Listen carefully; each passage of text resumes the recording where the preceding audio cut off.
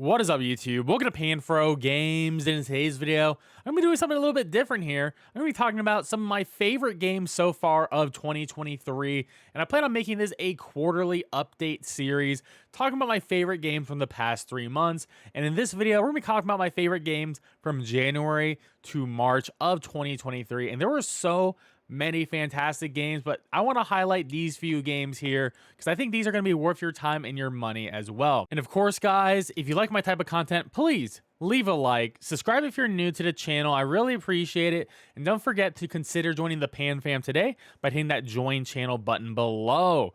So let's dive in. My very first game that I was so incredibly excited for and actually lived up to the hype, released late January of this year. And that game is the Dead Space remake by EA. I played it on my PS5 because I saw how the PC version was having some issues. Luckily, some patches came by and fixed all the stuttering issues on the PC version, but I had an absolute blast on the PS5. You don't know what Dead Space is? Dead Space is a sci-fi survival horror game, and it's honestly one of the instant classic games, probably one of the last legendary brand new IPs in the horror genre. The original release, I believe, in 2008 from EA, and then they released a sequel, Dead Space 2, which was also pretty great, and then Dead Space 3 unfortunately ended the series and actually ended Visceral Studios, but luckily EA decided to give it another shot, gave it to a brand new team there, and lo and behold, the remake lived up to the hype. Absolutely phenomenal. The gore is super good. It is super scary. They changed where enemy placements are and how the AI director works this time around. The full map is completely loaded the entire time, so there's like no load screens. There's a couple new side missions added too, which gives a lot more lore to the game, even a brand new ending as well. But overall, it is pretty much the exact same game as the original. And honestly, it goes so far to say here that it pretty much replaces the original to me. I think the horror vibes are just better. The gameplay definitely is better. I like the rebalancing of the weapons a lot more in this game too. So if you do like survival horror or you're into like sci-fi games, you definitely do not want to miss out on Dead Space Remake because they're definitely going to be making a Dead Space 2 remake for sure. And especially with the brand new ending of this game, I'm really interested in the direction of this franchise. And our next title is going to be Kirby's Return to Dreamland Deluxe Edition for Nintendo Switch. This game is a jolly good time. So I gotta say, I've never played this game before. I know it's a remaster, and I'm a pretty new Kirby fan, as my first big Kirby game was Kirby in the Forgotten Land, which I 100% and I love that game. And this game, if you want to play a 2D style Kirby game, is pretty dope, as this was pretty much my first 2D style Kirby game. And like I said, jolly good time. There's a lot of different power-ups. There's a bunch of different worlds. Each world has a lot of collectibles per level that you can actually collect. It's about like 2 to 3 or sometimes 4 collectibles. And each level just feels so handcrafted. The boss fights are all really fun, and there's a lot of post-game content too.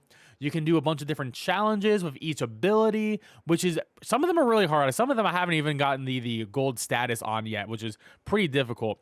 There's also a bunch of mini games. I believe there's over 10 mini games, and these mini games all have multiplayer that you can do locally.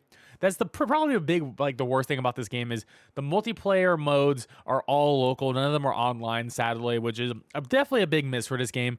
But the ones that I have played by myself were a lot of fun, and I can see myself having like a great time overnight with some friends just going through this Kirby game. And there's also a brand new campaign where you don't play as Kirby, but a different character. And I don't want to spoil anything, but this character has a lot of awesome abilities that you can actually level up, give new effects to, and you go through a bunch of new levels as well. And it's really fun. Has its own unique boss fight at the end too. It is a little bit short, took me about 2 to 3 hours to beat, but it's just a cherry on top of this wonderful cake of a game. And our next game is Octopath Traveler 2. And I gotta say this is probably my favorite game on this list. Game of the year contender for sure for me, and definitely one of my favorite JRPGs of all time. I would put this in a top 5, top 10 list easily for sure. This game is absolutely beautiful and gorgeous, very similar to the first game.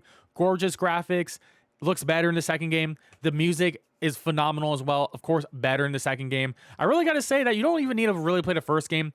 There is a little bit of a connection between them, but not enough where you actually need to play the first game to get the maximum enjoyment of the second game. This game is so good that it completely wipes out the first game.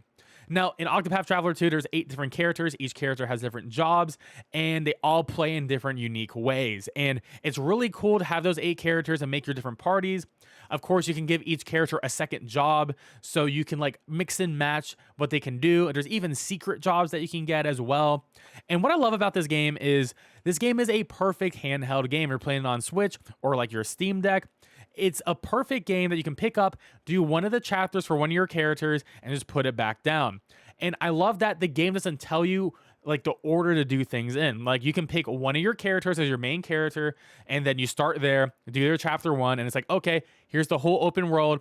Go out to different towns, recruit your main characters, and then do their stories when you want. You can do, let's say, everyone's chapter 1 and then move on to everyone's chapter 2, or you want to knock out one person's entire story, then move on to the next, or maybe you want to knock out the first 4 characters of one big party, then move on to the second continent and do the next parties, all their stories at once too. And I gotta say, I love the stories for pretty much every character in this game. Some of the stakes are incredibly high, like world-ending stuff. Some of them are really low personal stories, and in between. You got some typical stories like coming back to your kingdom and trying to become the king, and some of them is just like bettering the world around you and just spreading the wealth.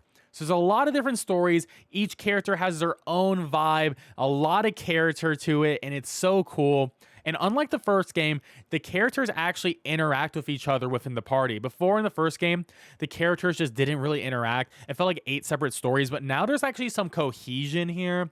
There's even stories for 2 characters. So each character has a pair, and you can do this special story with them, which is really awesome as well. And also each character has their own path action, and you can do a path action during the day, and then you have a different one at nighttime, and you can freely change between day and night. And it's just so cool, especially interacting with random NPCs in villages. The villages have so many different characters. You can talk to them. There's so many funny interactions that you can get. And there's just so much love and heart written in every little aspect in this game. The detail is there, and you don't want to miss this game. Whether you play it on Steam, Switch, or PS4, PS5, this is a must-play game for sure before the end of the year. And the last game here is Resident Evil 4 Remake, which really isn't a remake. It's more of a reimagining of the original Resident Evil 4, but with a much darker tone, reimagining of the level design in general. They took out some stuff, they added some stuff, and overall, to me, I like this game more than the original Resident Evil 4, which I do think is a masterpiece, but this is also another masterpiece of a game. So if you enjoy survival horror, you enjoy Resident Evil in general, or you just want a fantastic third-person shooter, then play Resident Evil 4, because, oh man, it feels so good to run around in this game. The intensity is real. They added new mechanics like the knife parry, which is sick. They added a bunch of side missions throughout the entire story where it'll allow you to backtrack through areas, fight super enemies, which is really cool. And you even get to explore different parts of the village or even the castle that you never really got to see before.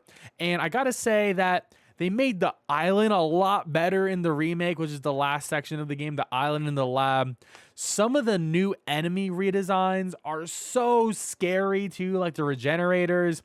They added one new brand new enemy type, the Bullman, and he's pretty cool. But I just really like what they did with this game overall. The Krauser fight is so much better this time too. It's just, honestly, I can keep going on and on. They even added the Mercenaries mode back in as free DLC, and that's pretty fun as well. I beat the game 3 times already, and I have 2 more playthroughs planned out. So I just love Resident Evil 4 so much. This game, it nails the horror. It nails the fun quirkiness of the original Resident Evil 4. And it's just a great game to run through, speed run through, but also a great game to sit down and enjoy and just do your nice 10-hour playthrough of. Well, guys, there we have it. Those are the 4 games that I love so far in the first quarter of 2023. If you like this type of video, please let me know in the comment section below. And also let me know what were some of your favorite games so far from the first quarter of this year, too. I'd love to hear about that. And there's plenty of other games coming out this year, which I'm really excited for. Tears of the Kingdom, the new Zelda game. Can't wait for that. Star Wars Jedi Survivor is going to be great. Final Fantasy 16, Spider-Man 2, Street Fighter 6, Diablo 4, and so many other things. And of course, that Pokemon DLC. Well, guys, I'll catch you guys next time. Peace out and have a great one.